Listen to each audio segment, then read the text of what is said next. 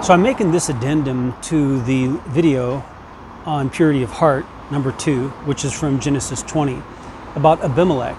And the reason is because I want to draw attention to the spiritual quality that's going on between God and Abimelech. So if we look at it, when God came to Abimelech at night in his sleep, Abimelech said that he was pure in heart and that his hands were righteous in this matter. And God did not affirm the second thing. He only affirmed that he knew that Abimelech was pure in heart, but he did not say anything about him being righteous in his hands. And so that tells us something right there, that God was correcting Abimelech on that issue, that he was righteous in his hands, because he'd already taken Sarah. Yes, unknowingly, that's why he was pure in heart, but his hands had already acted and started a sin. He hadn't yet sinned, but he started a sin. And that's also why the punishment of God had already begun on his household and closed up the vaginas of all of the women so that there could be no sex with them. Yes, you heard me correctly. It says close their wombs from the outside. And as I said in the previous video, that meant that the men could not enter the women to have sexual intercourse. None of the women in Abimelech's household. And that was the beginning of the judgment of God against Abimelech. And that was the beginning of a warning. And God said he knew that Abimelech was pure in heart, and that's why God came to him in a dream and came to warn him in order to prevent him from sinning against God. And so God still required Abimelech to follow through with it and return Sarah to Abraham, but also gave him a solution to the beginning of that judgment that was against his household by asking Abraham, whom he called a prophet, God called a prophet, to pray for him so that he would be healed and the women of his household would be healed. So I hope that you're understanding what's going on. Even though you're pure in heart, if you are ignorant about a situation because someone has deceived you or created a decoy, because Abraham and Sarah didn't exactly deceive him, in the sense of lying. They told the truth.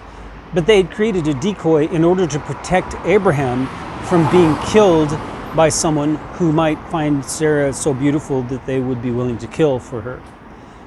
Thinking that husband and wife, kill the husband, take the wife, like David did, King David, if you remember. And so Abraham was just protecting himself by creating this decoy and asking Sarah to do this righteous thing. That's what he called it. He even says this in this passage. He says in verse 13, Abraham, "And it came to pass when God brought me forth out of the house of my father, that I said to her, Sarah, this righteousness thou shalt perform to me in every place into which we may enter, say of me, he is my brother." And in fact, he is her brother, half-brother. And so it's not a lie. They're not lying. All right, it is a decoy though. It's not every decoy is a sin. But in this case, they created a decoy to make the people think that they weren't married. That was the purpose of it. But that was not the end purpose. That was in order to prevent them from killing Abraham, not so that one of them would have sex with Sarah, because thinking that she's not married, right? And so Abraham didn't have foresight to see that problem arising. Instead, he was simply trying to guard himself from being murdered.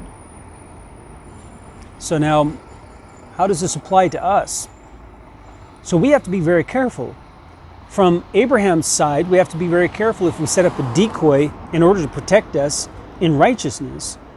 We have to be careful because we might not be foreseeing the complications that could arise from that could create sin for the other person. Okay? Because it didn't create sin for Abraham, it created sin for Abimelech.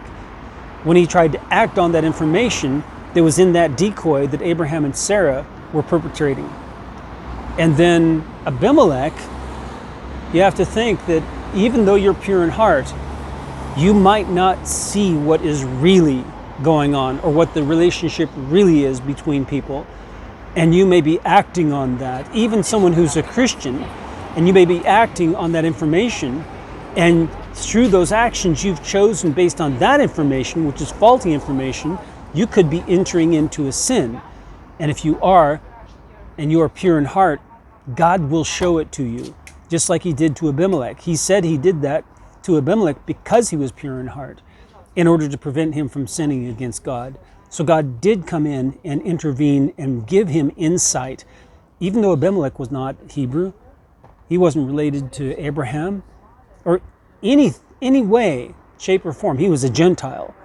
And yet God cared about him because he was pure in heart towards God, and he came in and helped Abimelech in that situation. And he will help you in the situation as long as you remain pure in heart towards God. Even if you're acting on faulty information that you don't know is faulty, God will help. He'll give you insight. May the Lord bless you as you seek him with all your heart.